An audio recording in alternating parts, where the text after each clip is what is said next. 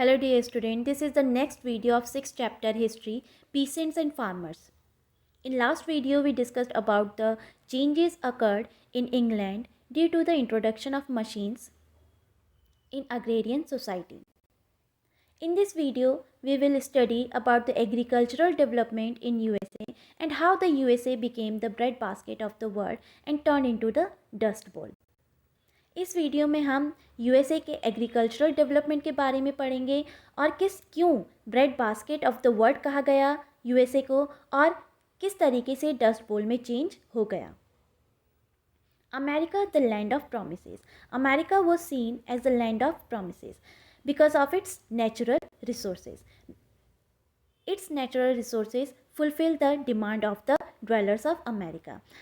America को land of promises कहा जाता था क्योंकि ये वहाँ पर रहने वाले जो लोग थे उनकी डिमांड को फुलफ़िल करता था because of its natural resources. अपने नेचुरल रिसोर्सेज की वजह से. At the time common fields were being enclosed in England at the end of the 18th century.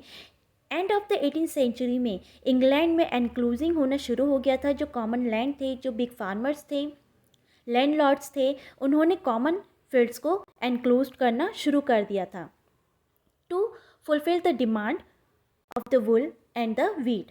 Wheat और वुल की जो डिमांड इंक्रीज़ हो रही थी उस डिमांड को फुलफिल करने के लिए and to gain the profit को गेन करने के लिए कॉमन फील्ड को एनक्लोज करना शुरू कर दिया था. बट जो यूएसए था वहाँ अभी भी सेटल्ड एग्रीकल्चर डेवलप नहीं हुआ था.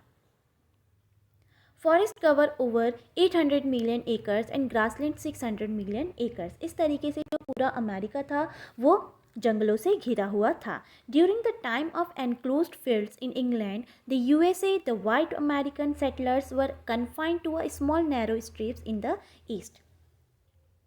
जब इंग्लैंड में एनक्लोजिंग चल रहा था, कॉमन फील्ड्स को एनक्लोज किया जा रहा था, घेरा जा रहा था, तो उस वक्त यूएसए में जो वाइट अमेरिकन्स थे वो जो अमेरिका का ईस्टर्न पार्ट था वहीं तक कन्फाइंड थे, वहीं तक सीमित थे. Rest of America was inhabited bye native Americans and covered with grassland and forest. और जो बाकी का जो एरिया था अमेरिका का, वहाँ पर नेटिव अमेरिकन्स रहते थे. नेटिव अमेरिकन्स को इंडियन अमेरिकन्स भी कहा जाता था and they migrated from Asia and Eurasia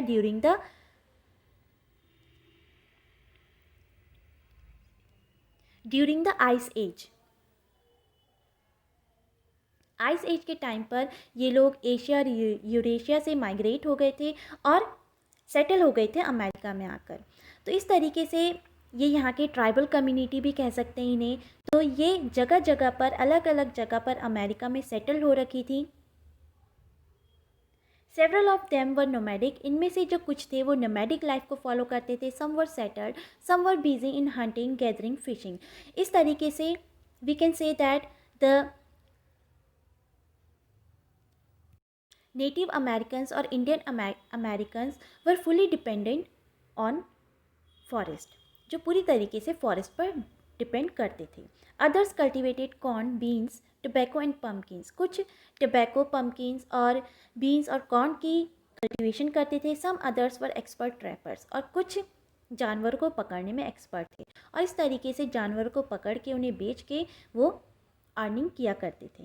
bye early 20th century these Americans move westward.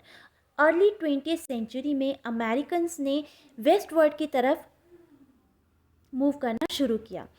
जो वाइट अमेरिकन्स थे उनकी बात हो रही है. America was seen as a land of promises, क्योंकि अमेरिका को लैंड ऑफ प्रोमिसेस समझा जाता था क्योंकि वो सारी ज़रूरतों को पूरा करता था. यहाँ पर जो मिनरल्स थे उनको बेच के अर्निंग की जा सकती थी, एनिमल हंटिंग की जा सकती थी. यहाँ पर जो टिम्बर था उसे एक्सपोर्ट किया जा सकता था और इतना बड़ा लैंड था कि वहाँ पर कल्टीवेशन भी किया जा सकता था. तो इसीलिए America was seen as land of promises.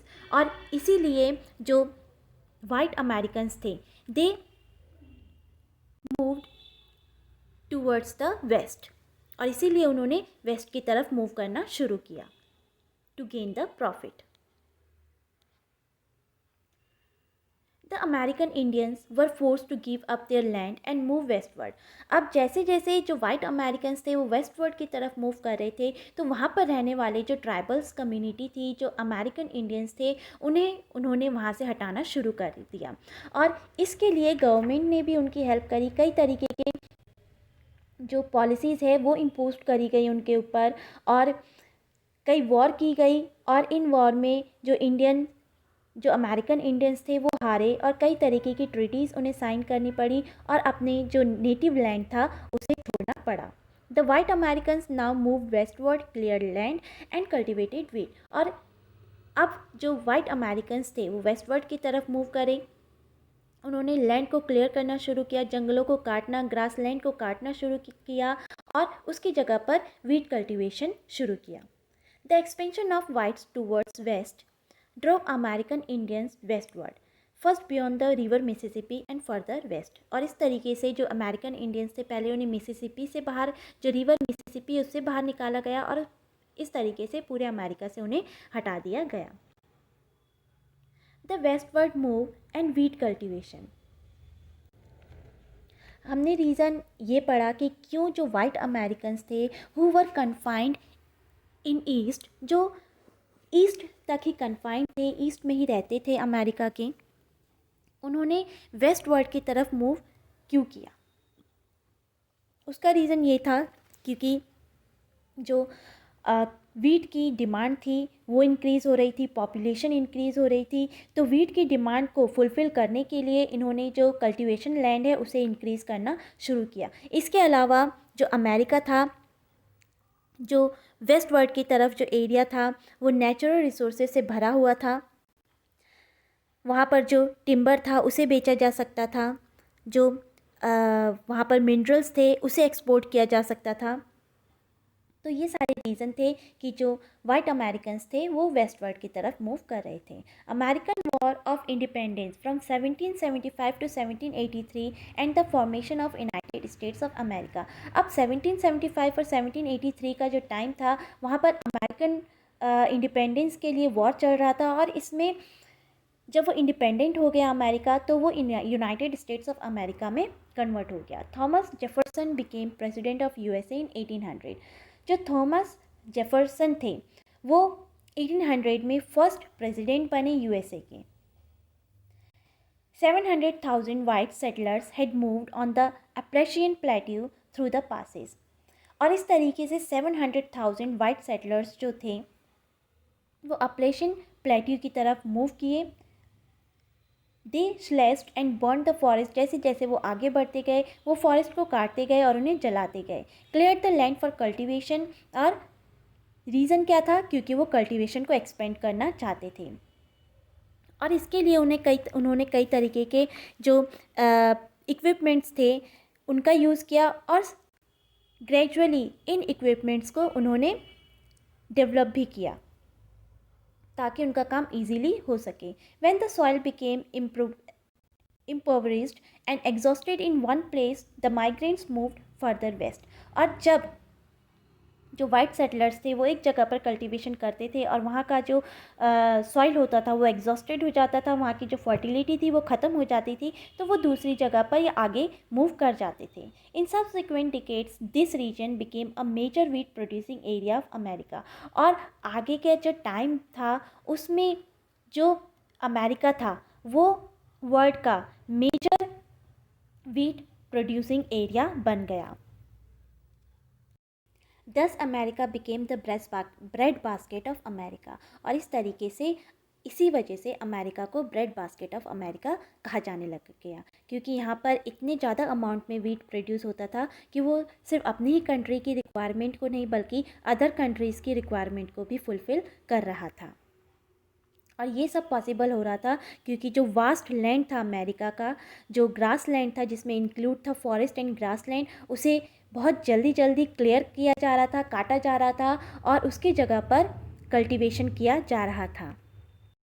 The wheat farmers, वो क्या रीज़न थे जिनकी वजह से फार्मर जो वीट फार्मर्स थे वो इतनी ज़्यादा क्वांटिटी में वीट प्रोड्यूस कर पा रहे थे। The urban population was growing in late 19th century.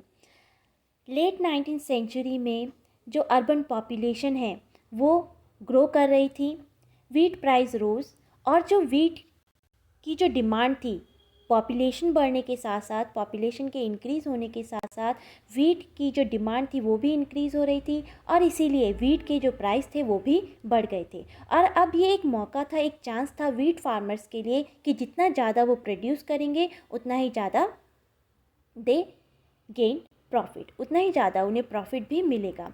तो इसी वीट प्राइस के जो राइज अप हुए थे, इसने एनकरेज किया फार्मर्स को, encouraging farmers to produce wheat. Railway made it easy to transport the grain to eastern coast for export. और साथ ही साथ जो रेलवे एक्सपेंड हो रहा था उसने ग्रेन के ट्रांसपोर्टेशन को ईजी कर दिया, और इसीलिए फार्मर्स के लिए ईजी हो गया कि जितना ज़्यादा प्रोड्यूस करते थे वो टाइम टू टाइम ट्रांसपोर्ट भी हो जाता था। 20th century demand became higher, और 20th सेंचुरी में जो वीट की डिमांड थी वो बहुत ज़्यादा बढ़ गई। First world war, the world market boom, और first world war that was occurred in 1914 to 1918।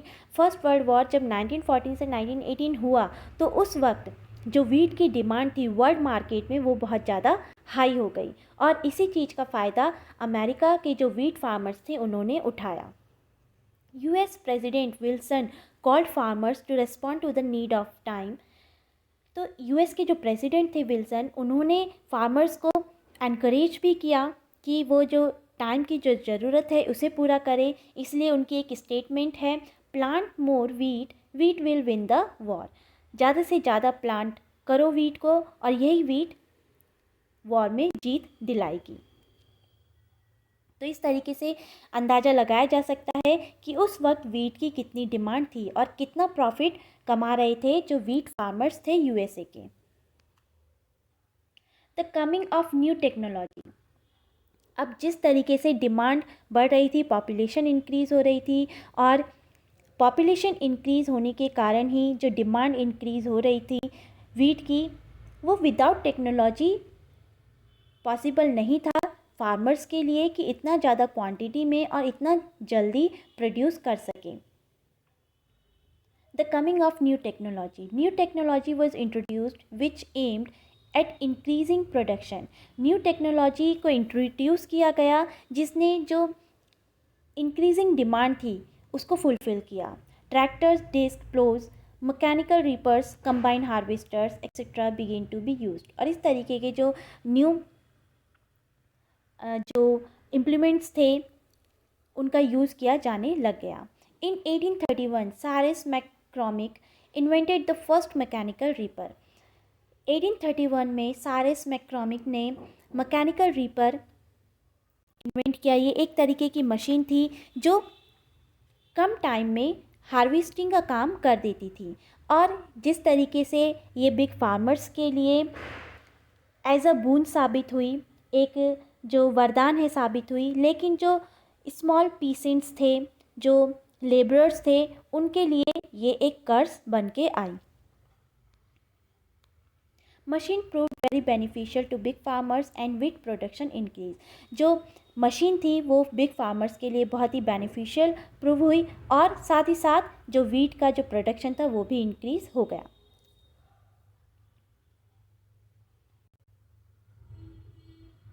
But this machine affected the poors adversely. लेकिन इस मशीन ने पुअर्स की जो कंडीशन थी उसको बहुत बैडली अफेक्ट किया। The machine spelt misery for the poor farmers. Many bought machines on loans which they could not pay later.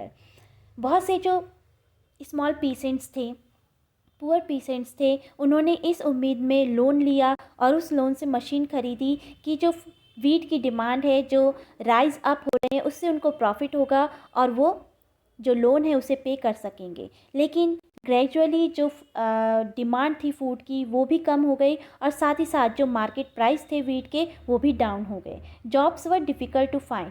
कुछ इसीलिए जो फार्मर्स, जो पुअर फार्मर्स थे, पीसेंट्स थे, जो पे नहीं कर पाए लोन्स को, उन्होंने अपना जो ये ऑक्यूपेशन था उसे छोड़ दिया और वहाँ से चले गए इन सर्च ऑफ जॉब। लेकिन उस टाइम पर जॉब मिलना भी बहुत मुश्किल था क्योंकि मशीन्स का यूज़ बहुत ज़्यादा होने लग गया। Production expanded and soon there was surplus. Production बहुत ज़्यादा होने लग गया और बहुत ही जल्दी जो स्टैक था वो एक तरीके से इकट्ठा होने लग गया, क्योंकि अब जो डिमांड थी वीट की वो कम होने लग गई। वीट प्राइजेस फेल और इसी वजह से जो वीट के प्राइस थे वो डाउन हो गए and export market were adversely affected.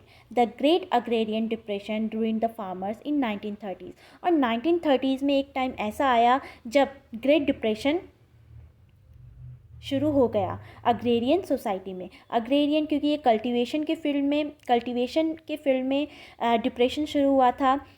जो मंदी, डिप्रेशन मंदी कह सकते हैं, मंदी शुरू हुई थी। बहुत एडवर्स जो इफ़ेक्ट था वो पड़ा अग्रेरियन सोसाइटी में, तो इसीलिए इसे ग्रेट अग्रेरियन डिप्रेशन कहा जाता है। डस्ट बोल, जहाँ पर एक तरफ जो कल्टीवेटर्स थे they face the agrarian depression in 1930s, वो ग्रेट डिप्रेशन को फेस कर रहे थे। वहीं दूसरी तरफ नेचुरल कैलेमिटीज़, डस्ट बोल, जिसकी वजह से जो यूएसए है, अमेरिका है, वो डस्ट बोल में कन्वर्ट हो गया। In the 1930s great dust storm, black blizzards were experienced. These killed cattle and destroyed land. इसने कैटल्स को मार दिया और बहुत सारे जो लैंड थे जहाँ पर कल्टीवेशन हो रहा था वो डिस्ट्रॉय हो गया। People were blinded and choked. इतना ज़्यादा तूफ़ान इतना तेज़ था और इतना ज़्यादा बड़ा था कि जो लोग थे वो अंधे हो गए और चॉक्ड हो गए, मतलब उनका दम घुटने लग गया। Cattle were suffocated to death. और कैटल जो थे वो भी बहुत ज़्यादा इसमें मर गए। सैंडबरीज फेंसेस, और जो फेंसेस थे, जो जिन एरिया को घेरा हुआ था वो सारे सैंड के नीचे दब गए। Tractors and machines were now clogged with dust, damage beyond repair. और ट्रैक्टर्स और मशीन इस तरीके से ख़राब हुई डस्ट की वजह से कि वो रिपेयर भी नहीं की जा सकती थी। Farmers had cleared land of grass which made large areas of land coverless and dry. So what were the reason that America became into dust bowl? तो क्या रीज़न थे कि अमेरिका, जिसे एक टाइम पर bread basket of the world कहा जाता था, मतलब वो दूसरी जो कंट्रीज़ थी उनकी जो वीट की डिमांड थी, फूड की डिमांड थी, उनको भी फुलफ़िल कर रहा था, और एक टाइम पर वो डस्ट बोल में कन्वर्ट हो गया। वो इसीलिए हुआ क्योंकि फार्मर्स ने रेकलेसली, अंधाधुंध, रेकलेसली का मतलब होता है अंधाधुंध, जो ग्रास लैंड थे, जो सॉइल को होल्ड करे रहते थे, फॉरेस्ट थे, जो स्टॉर्म आती थी उन्हें रोकते थे, उनकी स्पीड को कंट्रोल करते थे, वो सभी काट दिए थे। After the 1930s they realized that they had to respect the ecological condition of each region। और 1930s के बाद जो फार्मर्स थे उन्हें ये रियलाइज़ हुआ कि उन्हें इकोलॉजिकल कंडीशन, हर एक जगह की जो इकोलॉजिकल कंडीशन है उसे रेस्पेक्ट करना चाहिए।